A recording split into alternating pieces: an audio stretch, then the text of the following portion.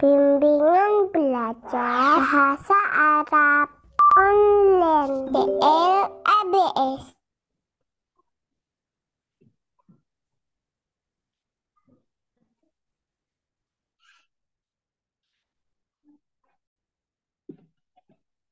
Bismillah.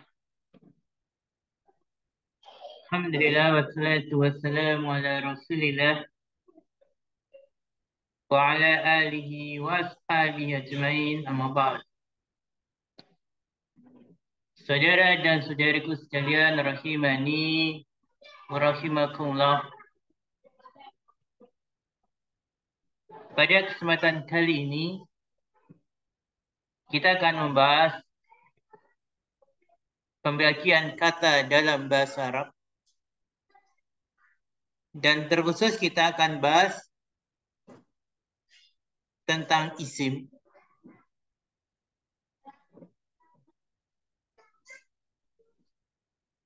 Perhatikan, atau mari kita perhatikan bersama-sama pembagian kata dalam bahasa Arab.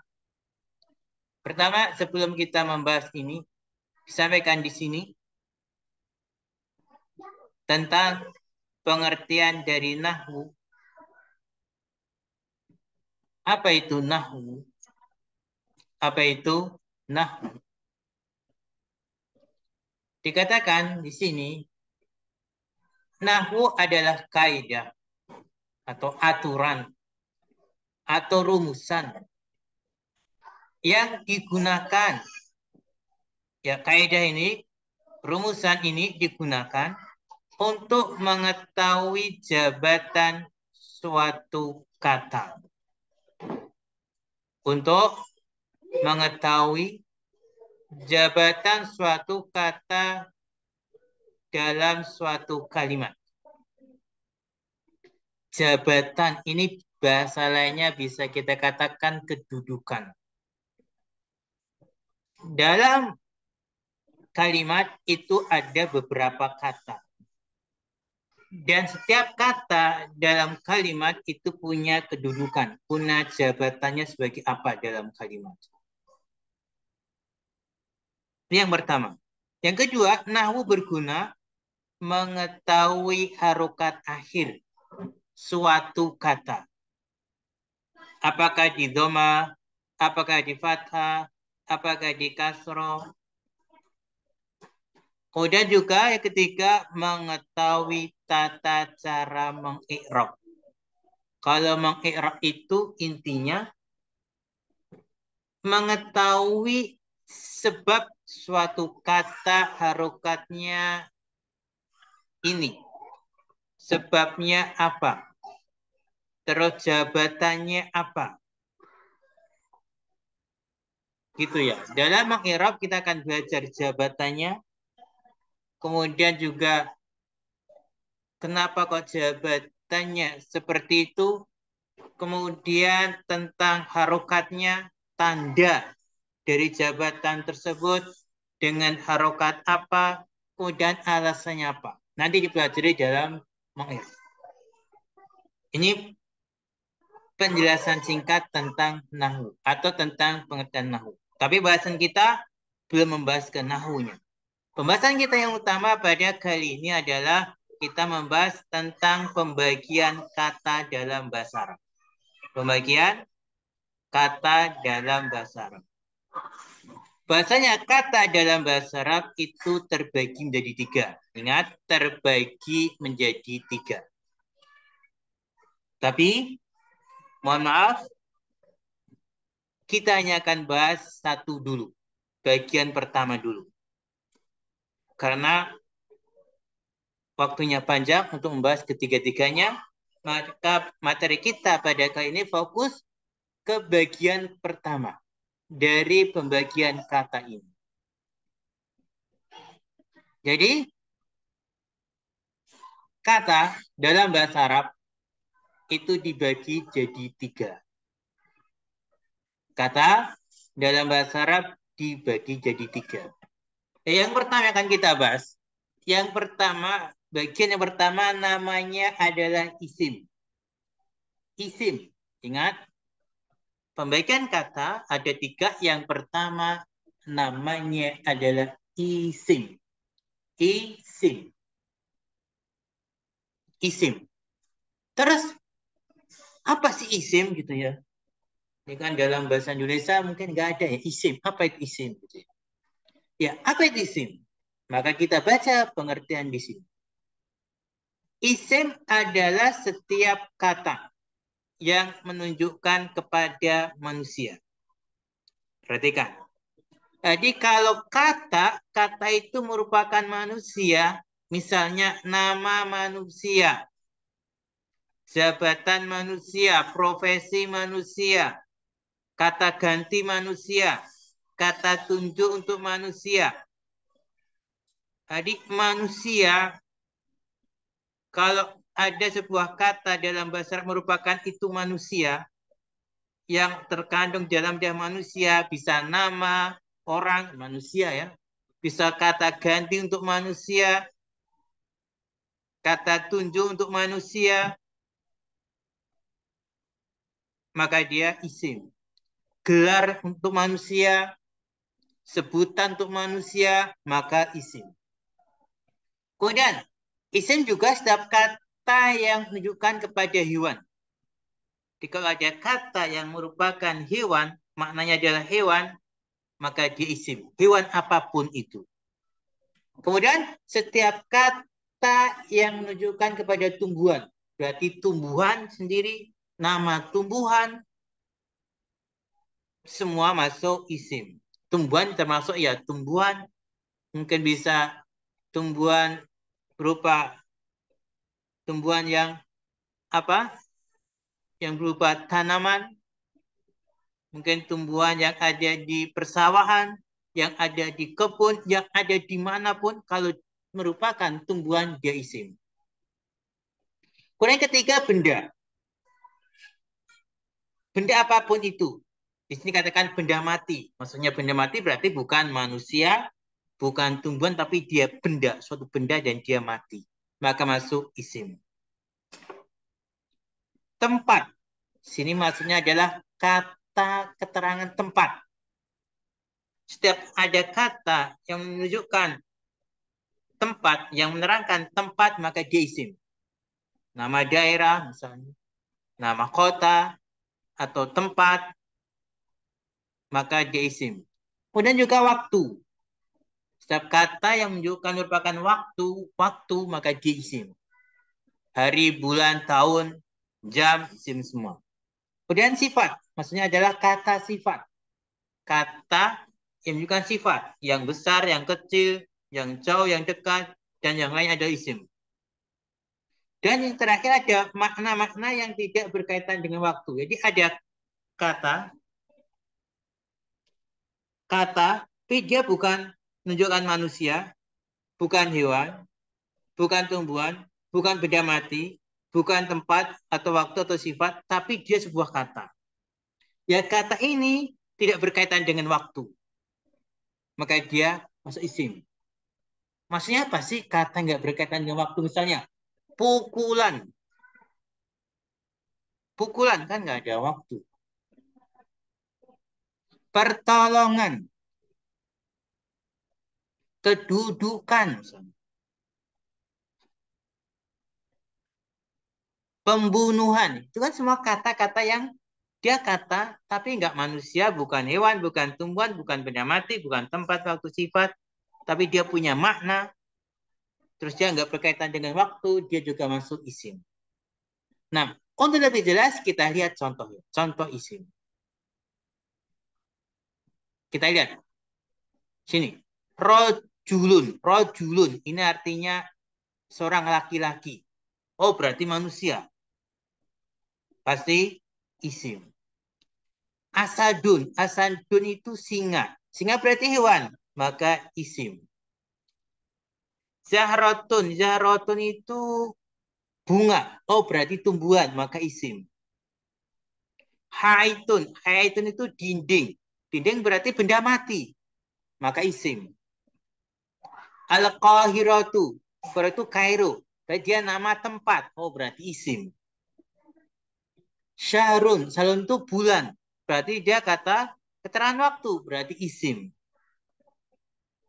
Nadifun, nadif itu bersih, berarti kata sifat, maka isim. Istiqlalun, ini kemerdekaan. Dia bukan manusia, bukan hewan, bukan tumbuhan, bukan benda mati, bukan keterangan waktu, keterangan tempat, bukan kata sifat, tapi dia ini sebuah kata, dia punya makna, dan makna tidak berkaitan dengan waktu, maka dia juga isim. Kemerdekaan isim. Nah, Imon, perhatikan baik-baik.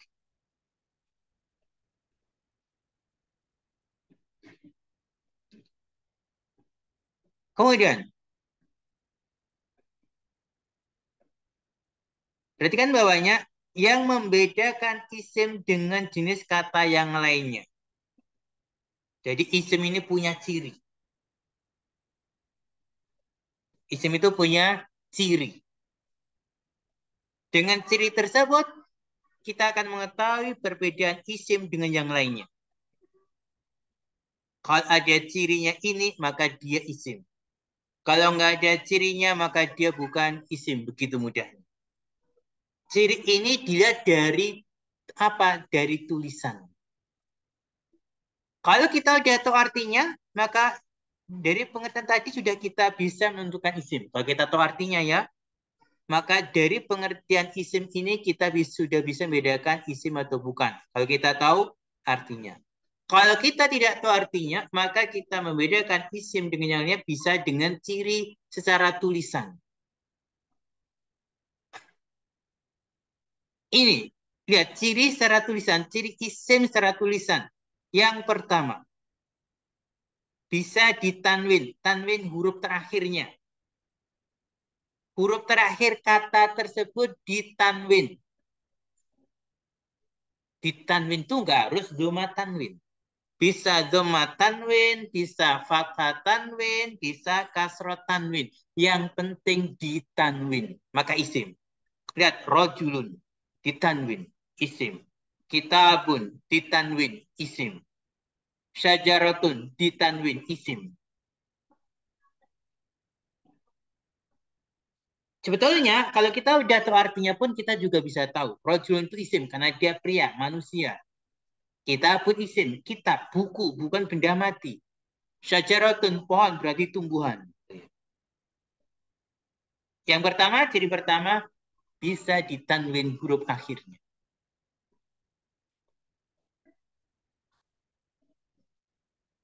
Kemudian ciri kedua dari isim. Nomor dua, apa? Bisa dimasuki alif lam atau al. Maksudnya apa? Maksudnya diawali alif lam atau al. Ada alnya di depannya. Kalau mungkin awalnya tidak ada, terus bisa dimasuki al.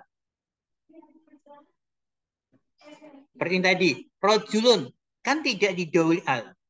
Tapi al bisa dimasukkan ke dalamnya. Kan dimasuki al, maksudnya kan awalnya rojulun bisa masukkan al. Jadi ar-rojulu. Awalnya kitabun. Dimasuki al jadi al-kitabu. Syajaratun. Dimasuki al jadi as-syajaratu. Ya. Atau selain juga setiap kata kalau didahului al maka dia isim. Setiap kata kalau didahului al maka dia isim. Perhatikan ar-rajul kalau dari arti juga jelas. Ar-rajulu pria itu. Al-kitabu buku itu. Asyajaratu pohon itu. Tapi ingat, kalau ada alnya, huruf terakhir tidak bisa ditanwin. Tidak bisa ditanwin. Jadi ar-rajulu, al-kitabu, asyajaratu. Kemudian ciri isim yang ketiga. Ketiga. Apa? Bisa dimasuki oleh huruf nida. Huruf nida itu huruf panggilan. Huruf yang dipakai untuk memanggil. Apa itu? Ya di antaranya huruf ya. Ya ini huruf nida. Huruf yang digunakan untuk memanggil. Kalau kita artikan artinya wahai. Wahai. Berarti kalau ada sebuah kata dalam bahasa Arab Gidaulia, dari dia isim. Karena ya ini adalah huruf nida. Huruf untuk memanggil. Ada ya berarti pasti isim. Dan tentu saja ya ini kan dipakai memanggil. Berarti setelahnya pastinya manusia. Manusia kan isim. Berarti kemasukan ya pasti isim. Ya rojulu. Wahai laki-laki. Wahai pria. Ya Muhammadu. Wahai Muhammad. Pasti isim ya. Rojul kan juga nama laki-laki. Manusia. Isim pasti. Muhammad juga isim. Berarti sini rojul sendiri udah isim. Muhammad isim kemasukan huruf panggilan. Jadilah isim juga. Nah ini yang ketiga. Kemudian yang keempat. Yang keempat. Apa? Ya, yang keempat. Bukan ketiga ya. Sekarang yang keempat ya. Keempat. Apa itu? Bisa dimajrurkan oleh huruf jar atau idhofa. Gini. Majrur ini bahasa lainnya adalah kasroh. Maksudnya bisa di kasroh huruf akhirnya.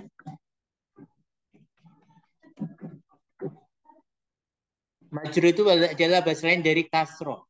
Jadi huruf akhirnya di kasroh. Maka dia isim. Terus di sini dikatakan dimajrurkan oleh huruf jar. Ya, ya. Pada asalnya kan kata itu nggak di kasroh. Ya, penyebab di kasroh, penyebab kata, penyebab atau penyebab isim di kasroh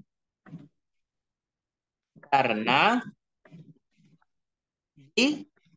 didahului huruf jar.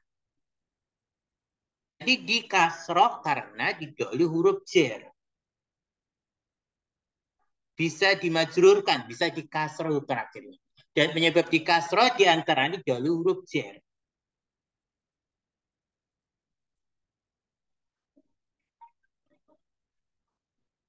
Kemudian huruf jar itu banyak. Tapi diantara adalah ala. Lihat, asyajarati di kasroh pas isim. Karena di kasroh. Dan penyebab asyajarati di kasroh adalah di huruf jar. Yaitu ala. Huruf jar enggak satu, ada banyak. Di antaranya adalah ala. Jadi kalau ada huruf jar, maka setelahnya pasti isim. Dan setelah huruf jar, maka harus majrur. Mudahnya di kasroh. Kemudian atau idhofa. Idhofa ini adalah disandarkan kepada kata setelahnya.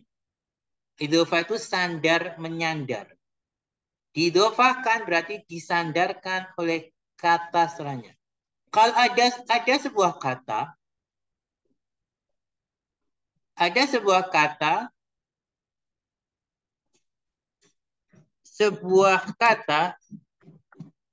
yang bisa disandarkan kepada setelahnya, kepada kata setelahnya, maka dia isim.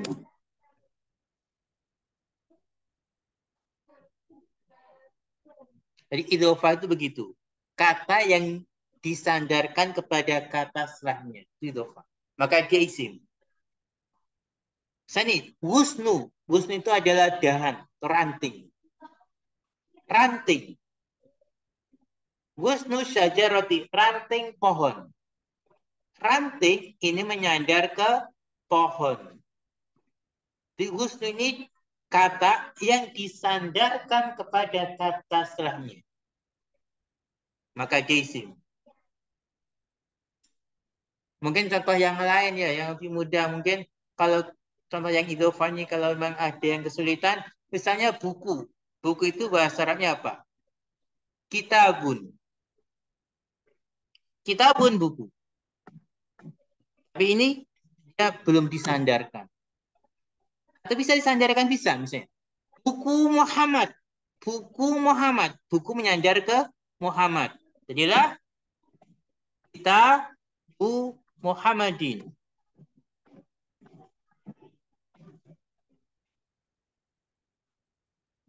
Kitabu Muhammadin. Berarti ini isim. Karena bisa disandarkan. Asalnya buku. Disandarkan di buku Muhammad. Kitabu Muhammadin. Berarti isim. Saya pintu. Pintu itu bahasa Arabnya apa? Babun. Ya, pintu itu bisa kita sandarkan. Kemana? Rumah misalnya. Babul baiti. Pintu rumah. Oh, berarti bisa disandarkan. Berarti dia adalah isim. Nah, nanti akan ada pembahasan lebih terperinci di waktunya. Sekarang fokus kepada ciri isim. Kemudian ciri isim yang berikutnya. Bisa diisnatkan ilaih. Bisa diisnat ilaih. Ini kelima tadi ya. Apa isnat ilaih? Lihat di bawahnya. Menyandarkan sesuatu yang melengkapi makna kalimat kepada isim. Menyandarkan sesuatu yang melengkapi makna kalimat kepada isim.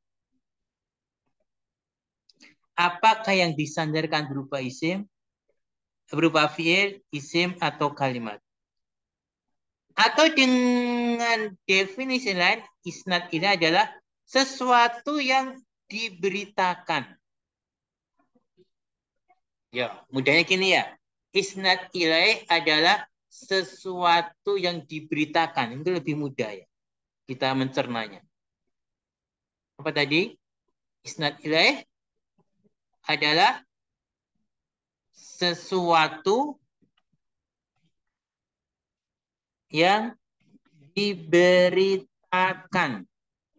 Atau mungkin bahasa lain yang diomongin gitu ya. Atau yang dibicarakan gitu ya. Yang dibicarakan. Jadi sesuatu yang diberitakan. Sesuatu yang diomongin. Sesuatu yang dibicarakan itu pasti isim. Namanya isnad ilaih. Dibicarakan. Diomongin. Diberitakan. Itu pasti isim. Namanya isnad ilaih. Itu bahasa mudahnya. Kenapa demikian? Karena dalam bahasa Arab itu namanya kalimat tidak hanya satu kata. Misalnya kalau saya bilang Muhammadun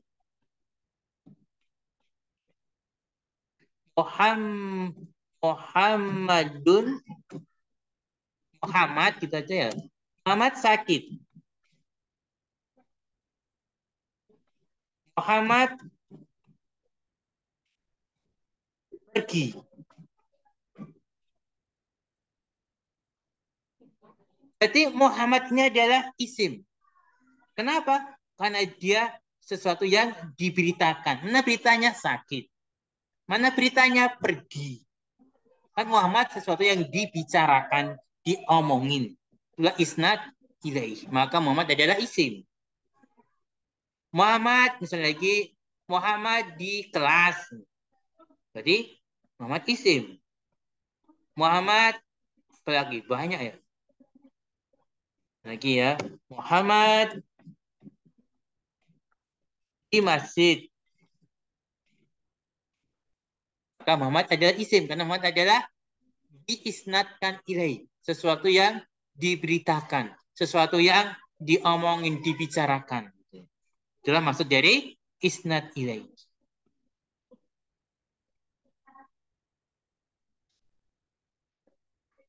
Contoh-contoh sini, Alkitab mufidun. Alkitab adalah isim karena dia diisnadkan ilaih. Sesuatu yang dibicarakan, sesuatu yang diomong, yang diberitakan. Buku itu manfaat. Nah, kemudian perhatikan poin penting dengan menerima salah satu atau lebih dari ciri-ciri di atas cukup suatu kata digolongkan isim. Jadi dikatakan isim itu nggak harus cirinya ada semua. Nggak harus 5 ciri tadi ada. Cukup ada satu ciri saja sudah disebut isim. Atau punya 2 ciri disebut juga isim. Jadi minimal punya satu ciri. Tapi kadang ada sebuah kata punya 2 ciri isim. Atau punya 3 ciri isim. Itu mungkin saja. Misalnya Alkitabu. Ini kan dia didahului al. Maka dia isim. Dia juga diisnatkan ilahi. Dan dia juga isim. Punya 2 ciri kan. Diisnatkan kepadanya ilahi. Gitu ya. Nah, mudah-mudahan bermanfaat. Cukup ini dulu yang kita bahas. Supaya tidak kepanjangan. Kita pelan-pelan saja. Jadi intinya sekarang kita belajar bahasanya kata dalam bahasa Arab itu ada 3. Yang pertama adalah isim. Isim adalah setiap kata yang menunjukkan kepada manusia, hewan, tumbuhan, benda mati, tempat, waktu, kata sifat, atau makna yang tidak berkaitan dengan waktu. Kemudian isim punya ciri, isim punya perbedaan dengan yang lainnya. Pertama, bisa ditanwin, huruf terakhirnya. Kedua, bisa dimasuki oleh al di depannya gitu ya. Kemudian apalagi tadi kita lihat, kemudian yang berikutnya ini ya, bisa dimasuki huruf nida, huruf untuk manggil yaitu ya gitu ya. Kemudian bisa dimajrurkan, bisa dikasroh, dan penyebab dikasroh itu ya diantaranya di huruf jar. Kalau di huruf jar maka dia dikasroh. Kalau dikasroh pasti isim. Atau idhofah kan dia disandarkan. Kemudian terakhir bisa diisnad ilaihi, atau dia yang dibicarakan, yang diomongkan, yang diberitakan keadaannya. Sekian dulu dan bermanfaat. Insyaallah kita teruskan di pertemuan berikutnya membahas tentang pembagian kata yang kedua, yaitu ada namanya fiil, kemudian terakhir ada namanya apa? Huruf. Huruf. Yang kedua tentang fiil, tentang huruf kita bahas di kesempatan yang lain. Pula alam biswab dan bermanfaat. Jika ada kekurangan, kesalahan dari apa yang kami sampaikan, mohon maaf. Wa akhiru kalam, assalamualaikum warahmatullahi wabarakatuh.